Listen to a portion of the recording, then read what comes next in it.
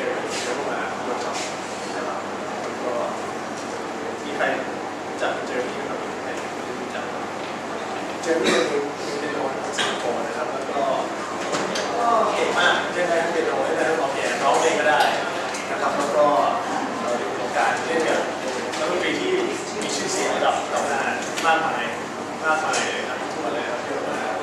เคยไปออกรายการเป็นโนแจ๊สที่รายการจัดรายการเป็นโนแจ๊สครับเป็นซีรีส์ของเรดิโอเป็นรายการวิทยุที่จัดโดยเรดิโอพาร์ทเนอร์ซึ่งเขาจะเชิญแขกมาแต่ละประเทศมาสัมภาษณ์แล้วก็ตอนนี้เนี่ยรายการเป็นโนแจ๊สถือว่าเป็นสารคดีที่มีคุณค่าในด้านการแจ๊สซึ่งหลายคนเอเชียคนเดียวที่เคยไปออกรายการนี้นะครับแล้วก็เคยเป็นแสดงที่งานเฟสติวัลใหญ่ๆของสวิตเซอร์แลนด์ครับที่ไปครับแล้วก็นอกจากนั้นนักดนตรีที่เก่งมากแล้วเนี่ยก็ยังเป็นนักธุรกิจดนตรีที่เก่งมากด้วยครับตัวเอเจนต์เป็นเอเจนต์ด้วยนักดนตรีนะครับเรียนมีประสบการณ์ในการธุรกิจดนตรีมีด้วยนะครับเพราะฉะนั้นที่คุณเจอที่ก็จะมาสอนพวกเราครับที่ถามว่าจะทำอะไรบ้างก็จะแถลงช่วงแรกจะเล่นแล้วก็อธิบายถึงเรื่องของคอร์ดโปรเกรสชันที่มีอยู่ในเพลงแจ๊สอันที่2ก็จะพูดถึงเรื่องการสร้างอะไรอ่ะก็เรียกรูทีนของการซ้อมว่าเวลาซ้อมเนี่ยคุณต้องซ้อมอะไรบ้างจะต้องเพิ่มอะไรบ้างในการซ้อมนะครับแล้วก็อันที่3ก็จะพูดถึงเรื่องการจัดการนะครับว่าจะเป็นนักดนตรีอาชีพเนี่ยจะทำยังไงจะมีการเรื่องของธุรกิจนั่นเองนะครับไม่ว่าจะเป็นเรื่องของคอนแทคเรื่องสัญญาเรื่องของอะไรก็แล้วแต่นะครับมีอะไรก็เขาจะแบ่งเป็น3ช่วงให้เขาบอกว่าแต่ละช่วงเนี่ยพอหมดแล้วเขาก็จะเปิดให้ถามนะครับช่วงแรกหมดช่วงถามช่วงที่2ก็ถามแล้วช่วงสุดท้ายนะครับโอเคเพราะงั้นแม่การใช้เวลาขอเสียงตบมือให้กับ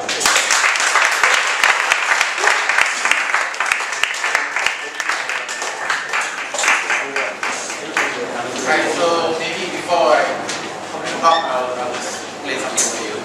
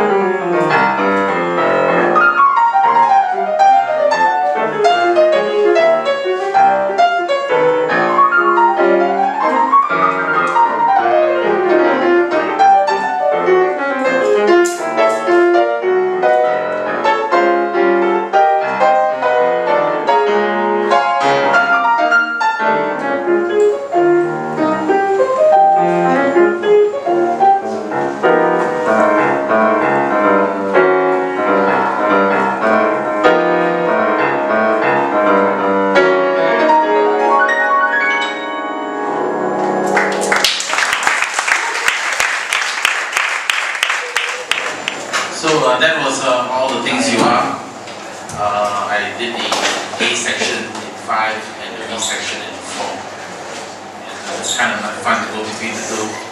different tempos. And it's a lot of fun to play. It's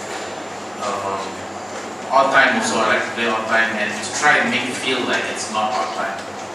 A lot of people like to play odd time and try to show that I'm playing odd time, and then it's not really so musical anymore. เมื่อกี้เพลงของลิเชียนะครับแล้วก็ท่อน A ก็เล่นเป็น5/4ท่อน B เล่นเป็น4/4นะครับเพราะว่าสนุกดีที่เอา